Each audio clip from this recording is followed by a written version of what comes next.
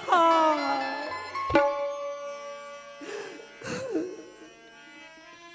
मेरे पुत्र को किसने मारा? हाय परमात्मा, मेरे संतान मेरे लाल को किसने मार दिया? मैं मां हूं और मां ही जानती है कि लाल का मतलब होता है क्या। अपने खून से सिरझा के अपने पुत्र की मैं शरीर को बनाई हूं।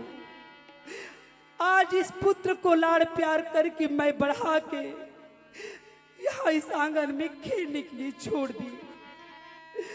मेरे पुत्र की हत्या किसने की? नाराज जी कते हो गए, हमारा काम नहीं बाचन का।